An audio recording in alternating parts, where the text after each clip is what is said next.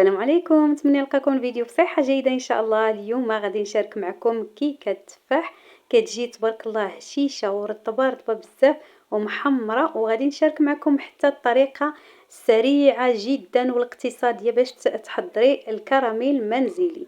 يلا بلا ما نطول عليكم ندوزو للمقادير وطريقة التحضير. وغادي نحتاجو جوج بيضات غادي ناخدهم ونطربهم مع واحد 4 ديال المعالق ديال سكر سنيدة. تقدروا تكتفيو حتى ب3 ديال المعالق اللي كبارين ديال السكر سنيده.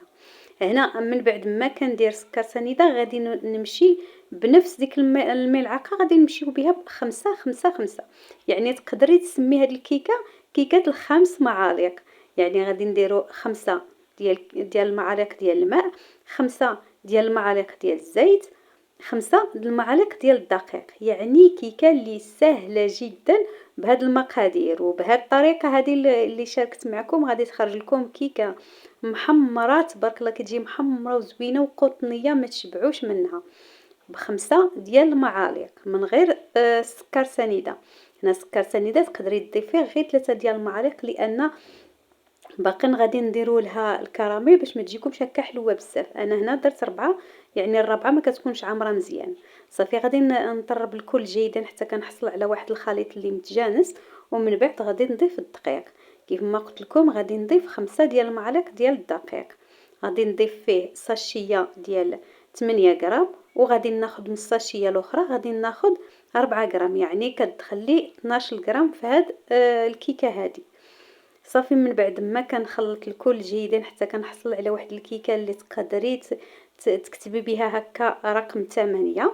تما كنعرف ان الكيكه ديالي راها واجده وانها غادي تخرج لي 100% ناجحه. صافي من بعد كندوز لواحد المول وكندهنو بشويه ديال الزيت ولا شويه ديال الزبده، وكنرش واحد الرشيشه ديال الدقيق وصافي. وكنصب الخليط ديالي، كنكون شعلت هكا الفرن غير وكان هكا غير كيدفى شي شويه. صافي كندخل الكيكه ديالي كطيب واحد ربع ساعه حتى لثلث ساعه. صراحه والله ما حسبت لها شحال. المهم حتى كتشمي الريحه ديال الكيكه عاطيه عندك في هكا في البيت، تما كتعرفي راه الكيكه ديالك راها واجده. هذه طريقه تاخذوها هكا اللي ما كانتش كتعرف القياس ديال الفران ديالها، غادي غير تشمي الكيكه تلقات الريحه ديالها في البيت ديالك، تما كتعرفي ان الكيكه راها عندك واجده بلا ما تحتاجي تبقاي تقلبيها، راها طايبه تبارك الله على حقها وطريقه. صافي من بعد ما نوزع هذاك الخليط ديالي كناخذ واحد التفاحه اللي كتكون كبيره، غادي نقطعها شرائح رقيقه بزاف بزاف كيف كتلاحظوا هكاك باش ما كياخذوش الطياب.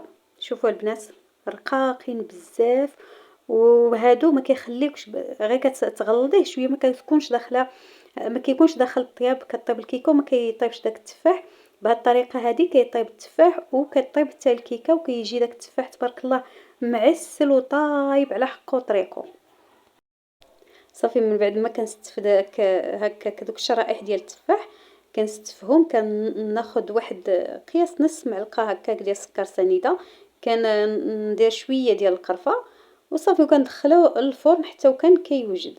هنا كندوز مباشره غادي نشارك معكم الكراميل اللي كنحضر في المنزل وكيصدق 100%، بطريقه اللي بسيطه جدا. انا راه حطيت لكم شي جوج ديال الطرق في القناه ديال الكراميل، ولكن هاد الطريقه هذه هكا الكراميل اللي اقتصادي. شي مرات ما كيكون عندك والو وكتكوني باغا تحضري الكراميل، هاد الطريقه اعتمدي عليها راها ناجحه 100% وزوينه زوينه بزاف.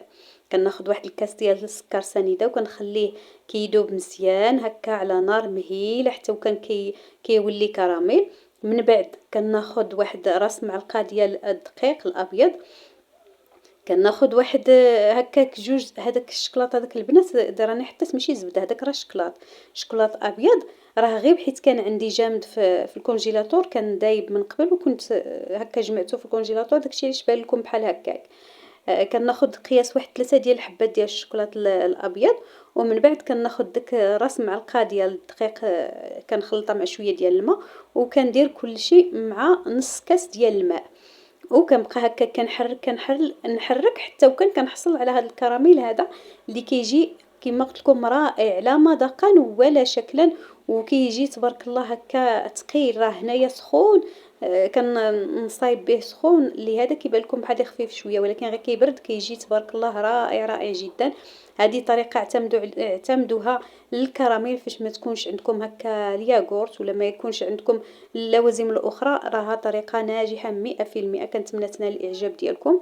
هنا من بعد ما كنخرج هكاك الكيكه ديالي ديال التفاح، كنحاول نوزع عليه هذاك الكراميل في الوجه هكا باش كيعطيها واحد المنظر رائع، وكيعطي هذيك التعسيله كتجي غزاله غزاله بزاف. كناخذ واحد شويه ديال كاوكاو كونكاسي كنديرو هكا في الجنيبات وصافي. وهذه هي الكيكه ديالنا. كنتمنى تنال الاعجاب ديالكم وتجربوها، راه كتجي غزاله بزاف، كتجي هشيشه رطبه تبارك الله، كتجي رائعة رائعة. واخا تنعيا ما نشكر لكم فيها، راه غير تجربوها، انا متاكده غادي تنال الاعجاب ديالكم وتعاودوا تجربوها، غادي توليو مدمنين عليها. حتى داك التفاح اللي كنقطعوه رقيق كيطيب تبارك الله كيتعسل، كيجي غزال بزاف.